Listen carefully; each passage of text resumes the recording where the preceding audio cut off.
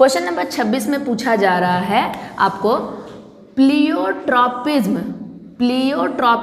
एक ऐसी परिघटना है जिसमें, यानी कि बोला जा रहा है सिंपली कि प्लियोट्रॉपिज्म एक शब्द है, ये प्लियोट्रॉपिज्म एक प्रक्रिया है। कैसी प्रक्रिया है? ओके, ये जो 4 ऑप्शन आपका दिया हुआ है, इन चारों जो विकल्प दिए हुए हैं, इन चारों विकल्प में से कौन सा विकल्प आपको लगता है कि सही होगा?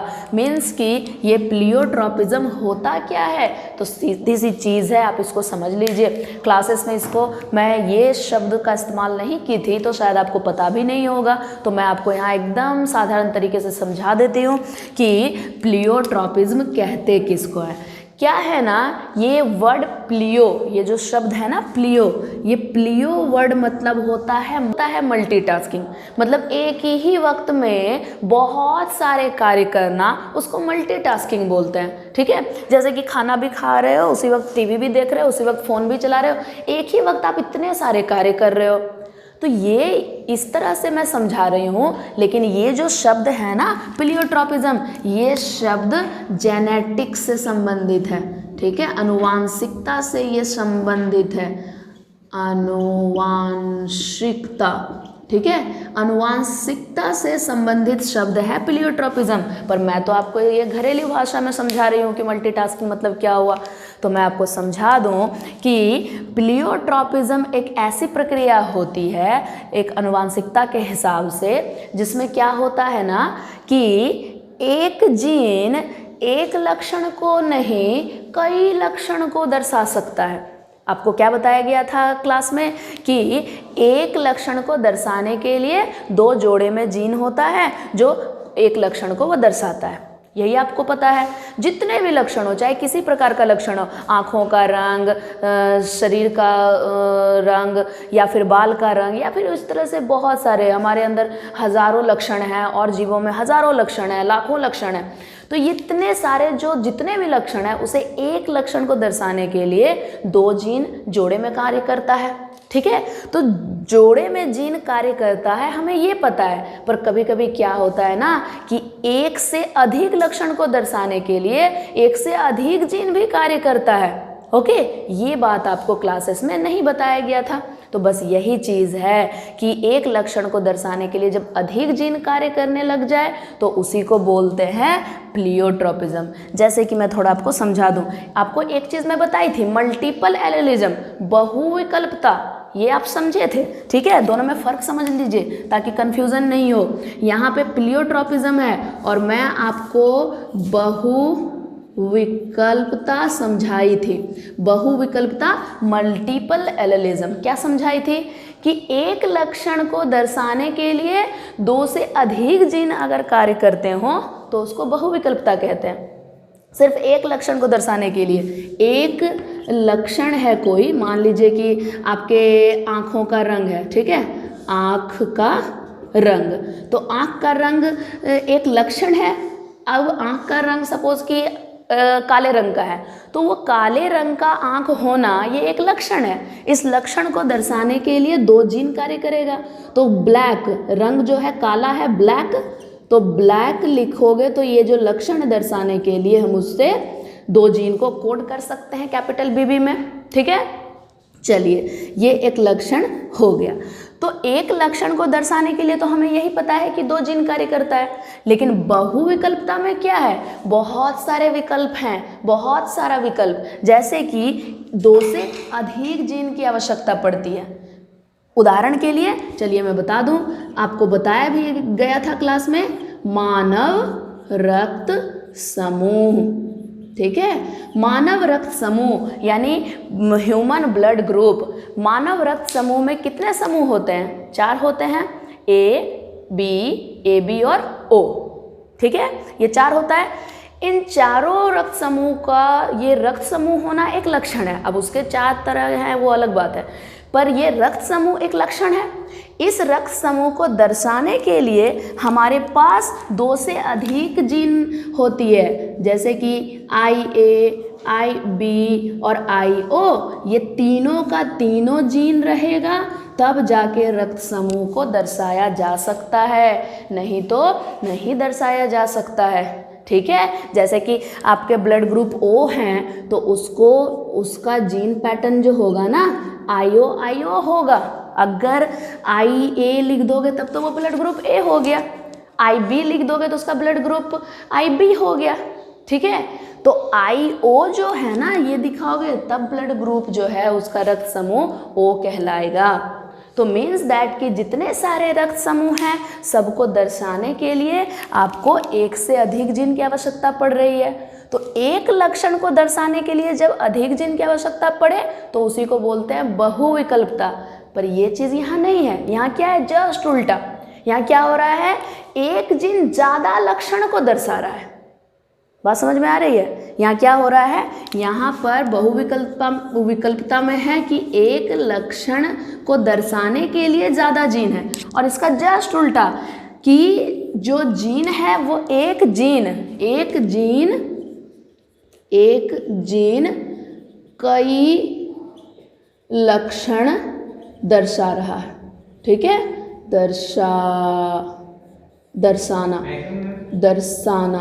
एक जीन कई लक्षण को दर्शाता है। तो एक जीन कई लक्षण को अगर दर्शाए ना, सिर्फ एक व्यक्ति जैसे बहुत सारा कार्य कर रहा था, खाना भी खा रहा है, टीवी भी देख रहा है एक ही समय में, और वो पढ़ाई भी कर रहा है, उसी समय में वो फ़ोन भी देख रहा है। एक ही व्यक्ति एक ही समय में वो ढेर सारा कार्य कर रहा है। बस यही तो बात है, यही चीज़ यहाँ देखनी है। प्लियो का मतलब ही होता है बहुत सारे, मीन्स दैट मल्टीटास्किंग, एक ही चीज़ में बहुत सारे कार्य होने। तो प्लियोट्रॉपिज्म, एक ही वक्त जब ज़्यादा कार्य होते हैं तो वो प्लियो वर्ड हो गया। और ये प्लियोट्रॉपिज्म अनुवांशिकता से संबंधित शब्द है, तो इसका मतलब अनुवांशिकता से जोड़ के अगर समझाया जाए तो उसका मतलब क्या हो गया कि एक जीन कई लक्षण को दर्शाता है। जबकि हमने पढ़ाई करी है कि जोड़े में जो एक जीन होता है वो सिर्फ एक ही लक्षण को दर्शाता है, पर यहाँ पे एक से अधिक जीन जो होता है, यहाँ क्या हो रहा है, बहुविकल्पता में अधिक जीन एक लक्षण को दर्शा सकता है। और दूसरी चीज़ ये भी है कि एक जीन कई लक्षण को भी दर्शा सकता है। बात समझ में आ गई? तो जब बात समझ गए तो आपको ये विकल्प चुनना आसान हो गया। अब इसमें से आप ही बताओ कौन सा सही उत्तर होगा। देख लीजिए आराम से, आप बता लो पहले।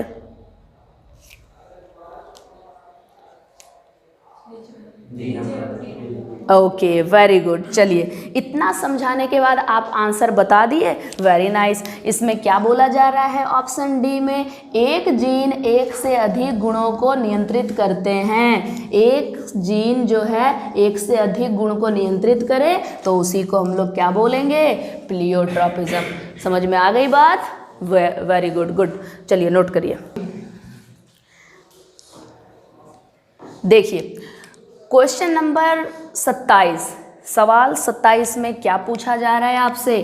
पूछा जा रहा है निम्न में से किसे आनुवांशिक पदार्थों के अंतर्गत रखा गया है। यानी कि नीचे जो ऑप्शन दिया हुआ है, जो विकल्प दिया हुआ है, उस विकल्प में आपको बताना है कि कौन सा आनुवांशिक पदार्थ है। ठीक है, जेनेटिक मटेरियल। जेनेटिक मटेरियल किसको बोलेंगे? जो एक पीढ़ी से दूसरी पीढ़ी में स्थानांतरित हो सकता हो। ठीक है, वही तो आनुवांशिक पदार्थ कहलाता है। तो जो एक पीढ़ी से दूसरी पीढ़ी में स्थानांतरित हो जाएगा वो कौन सा होगा इन चारों में से, वही आपको बताना है। ये तो बहुत आसान सवाल है, बता ही लोगे।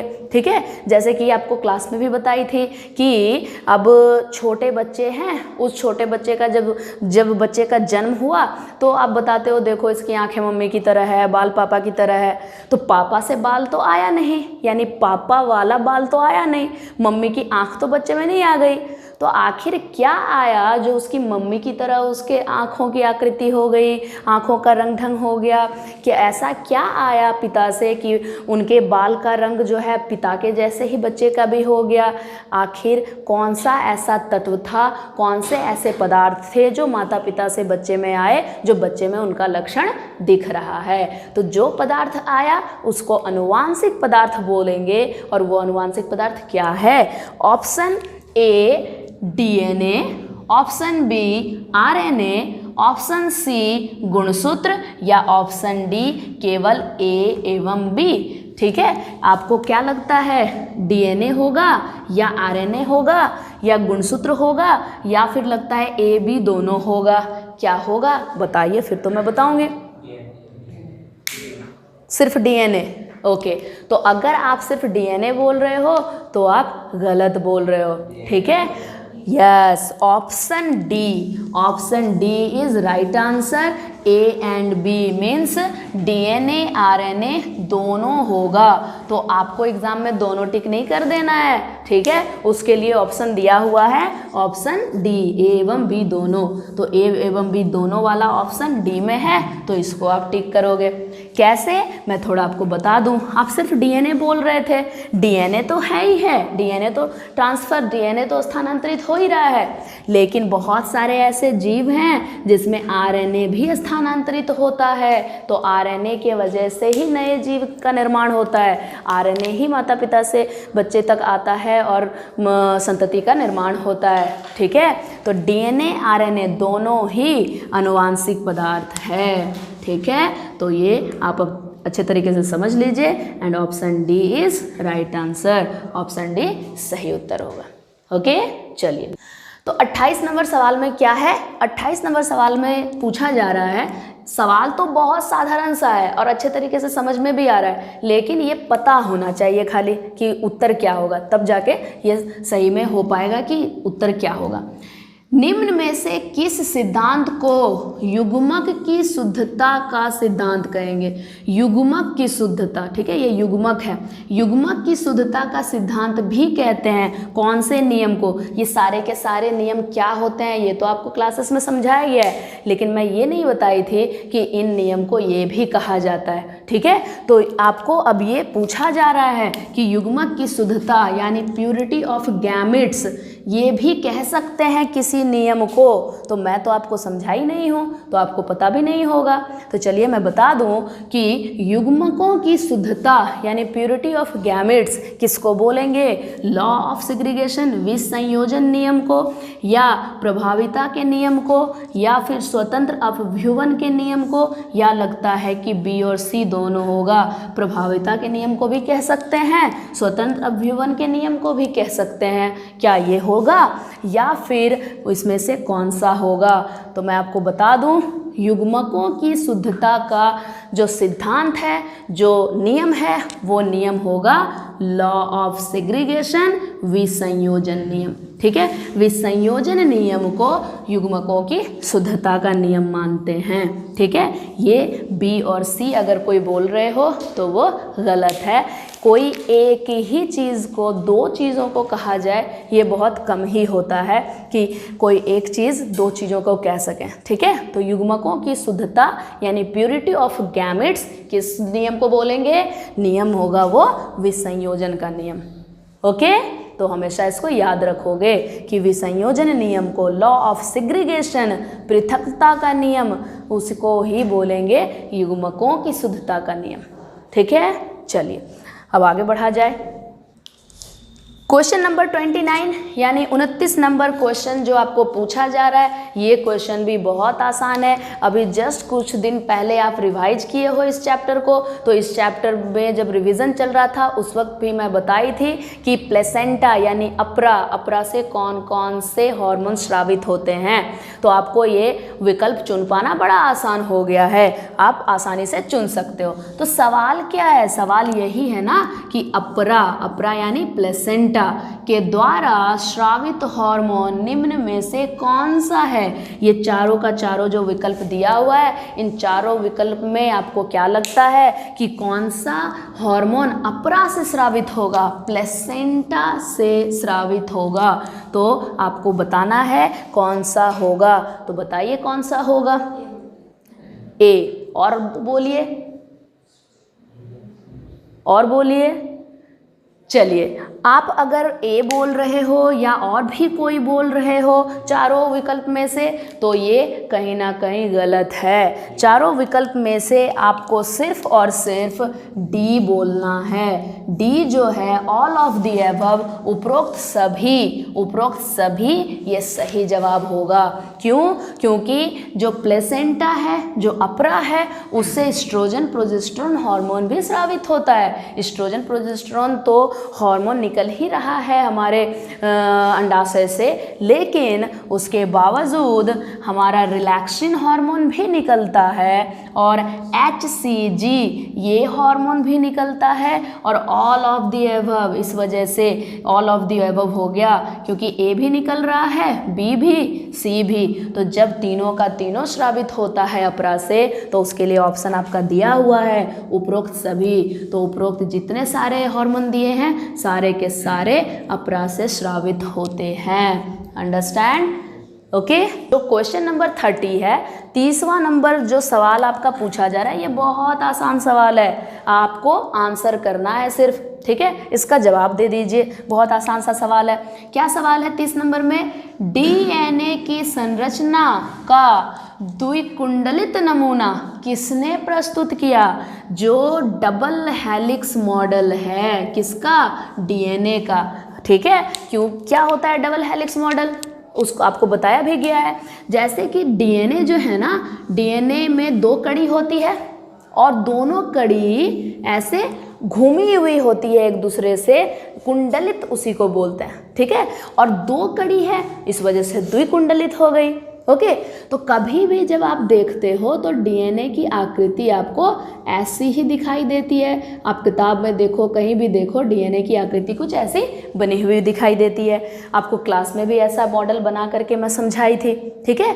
तो ये जो मॉडल देख रहे हो, इस तरह का DNA, ठीक है, जिसको कि डबल हेलिक्स बोलते हैं, यानी कि द्विकुंडलित नमूना यानी मॉडल। ये द्विकुंडलित नमूना जो है ना, ऐसा नमूना किसने प्रस्तुत किया? इसमें कुछ नाम दिया हुआ है, उस नाम में से आपको बताना है कि किसने प्रस्तुत किया।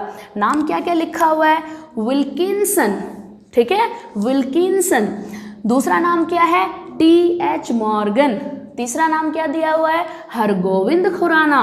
और चौथा क्या दिया हुआ है? वॉटसन एवं क्रिक। तो कौन सा ऑप्शन आपको लगता है होगा?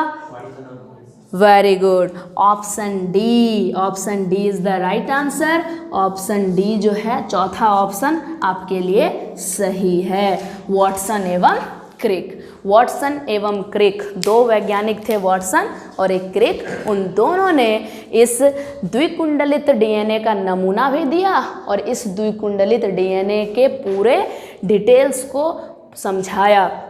कौन से अणु उपस्थित हैं, कौन सा अणु कहाँ पर उपस्थित है, कड़ी में कौन सा उपस्थित है, नाइट्रोजनी क्षार में कौन सा उपस्थित है, कौन से बंधन से जुड़े हुए हैं, ये सारी चीज़ें वॉटसन और क्रिक ने बताया था। उसी के मदद से, उसी के शोध के वजह से आज आप लोग और मैं जान पा रही हूँ कि DNA ऐसा दिखता है। ओके। तो वॉटसन एवं क्रिक के द्वारा ऐसा किया गया, ठीक है।